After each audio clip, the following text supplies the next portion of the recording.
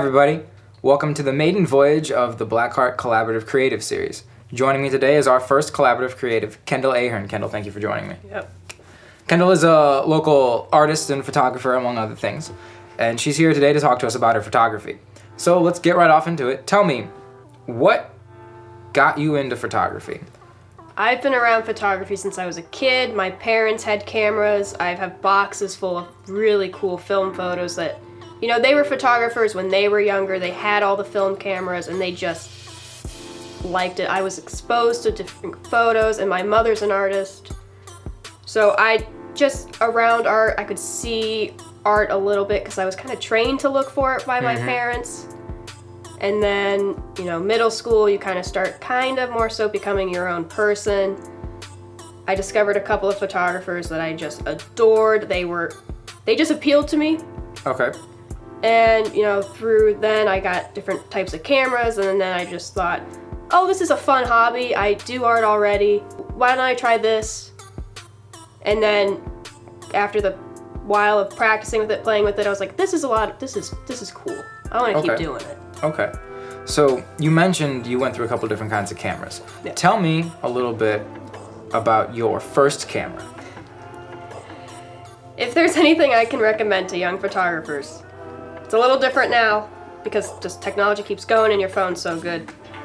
Get the most garbage camera you can. Yeah. Because if you can get really cool shots that people think are so awesome, they can see the creativity in it, the moment they get a good camera, magic happens. You know, you have not only the quality, but then the art. And it just helps train you. If you can get around obstacles of just poorly, grainy, no viewfinder, it's great.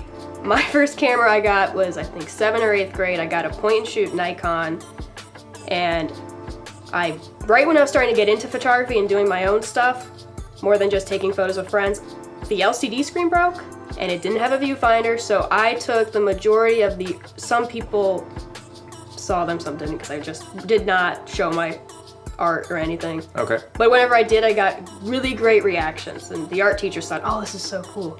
I was shooting them blind, and I didn't see them until I took the card out and plugged it into the computer, and when they worked, I was like, hey. In your photography, in the pictures that you take, what are you looking for? What are you looking to get out of that photo?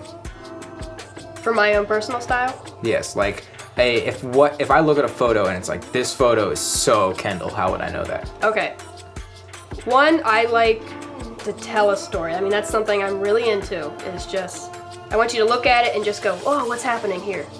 I want to get the whole thing. And I like you could describe it as cinematic photos. I like, you know, it looks like a film still. There's one shot that I like to do with multiple people where I look up. There's one that's, you know, I really like tilt shift because it's just strong and it makes you focus. But overall, I mean, I'll shoot in different environments. I like nature a lot because I'm a nature person. Okay. But overall, I want to tell a story. I want there to be more behind just a photo of a person. I want to capture the moment. I like candid stuff. I like catching it. I want something that just feels real. Okay, so walk me through a day in the life. You just woke up, it's whatever time it is when you wake up. You have a photo shoot to go to, okay. Right? Walk me through your before, during, and after process of a photo shoot. All right, I'm always gonna recommend buy multiple batteries. Have replaceable batteries, have them all charged, have multiple SD cards, have too many SD cards.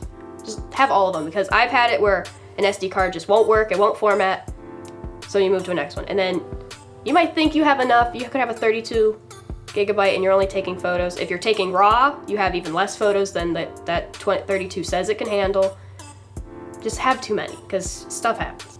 And then I pack it all up, you know, I check it, make sure I have the camera gear I need. If I'm not gonna be doing anything that needs a wide angle, I can just kind of know if I have an idea of what I'm doing. If I'm photographing a little kid, I don't need a wide angle lens, and I probably don't need a telephoto. So I would take 2 different ones. I'd probably take, if I'm taking portraits for sure, this one. It's great for headshots. And this is just a good overall lens. Okay. To get body, it's an overall kit necessity.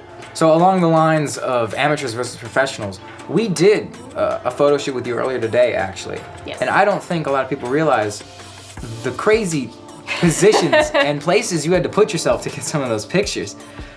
They were downright insane. So do you have like any great stories about crazy things you've had to do to get those shots? Yeah, I'm sometimes maybe more willing to do it. Some photographers will just be like, I'm not doing that. Okay. But I'm a hiker, I'm a nature person. I don't care if I need to climb a weird pointy rock to stand on top of you. Or today when we were at Lock 4, just climb up the ladder and lay on it, or look like you're gonna fall and you're gonna break your camera and yourself. But all the power to the photographer that's willing to, because I mean, I could have broke my camera, I could have hurt myself, and I got the shots. Okay. Lastly, do you have any projects coming up that we should look out for? I have a bigger one. I'm taking my cameras with me. I'm going to Guatemala for like 4 to 6 months. I haven't decided if I just want to run away completely. But that's just, mountains and, I'm going to be hanging out with people who are going to have great stories and kids and just the art and writing that I'm just, I'm going to be very busy. I'm going to be working every day, but in the moments, just being able to do that, that's just going to be, that's what I'm looking for. So when these new stories through photos come out of Guatemala, how are we going to find them?